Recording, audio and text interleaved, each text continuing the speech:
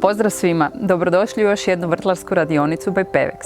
U današnjem videu pokazat ću vam kako jednostavno izraditi dekoraciju za svoj životni prostor, ali za izradu će vam trebati malo ipak majstorskih vještina.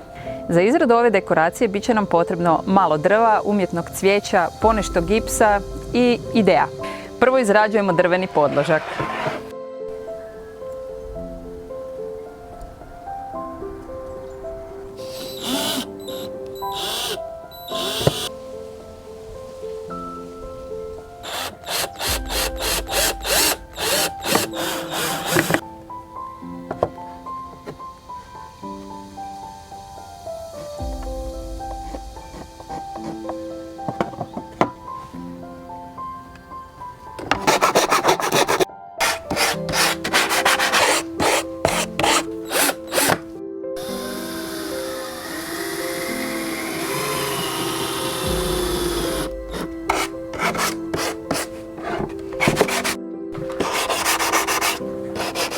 Nakon spajanja drvenih dijelova zaštitit ćemo ih lazurom za drvo.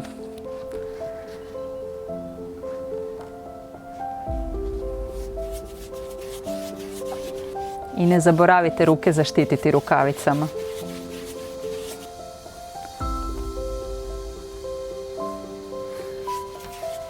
Otkrit ću vam tajnu kako da boja izgleda ravnomjernije raspoređena po površini. Uzmite običnu spužvicu i jednostavno je samo razmažite po površini. I dok se lazura suši, pripremit ćemo ostatak dekoracije. Izrađujemo ovakve mini bundevice. Za to će nam biti potreban gips, stara posuda i nešto za miješanje, najlon čarape, mjerna posudica, obične gumice i malo vode. Gips ću umiješati u omjeru 3:1.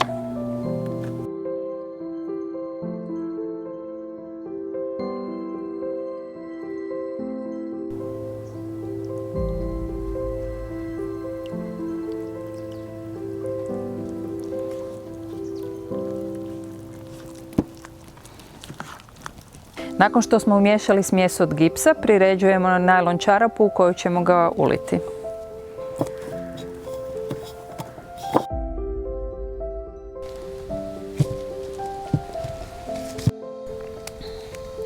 Gumice će vam poslužiti da dobijete oblik bundeve. Nakon 15 minuta skinut ćemo gumice i najlon čarapu. Nakon ovih majstorskih vještina vraćamo se na onaj poznatiji dio, dekoriranje. U želji da dekoracija potraje, koristit ću umjetno cvijeće iz razloga jer ono danas izgleda sve prirodnije.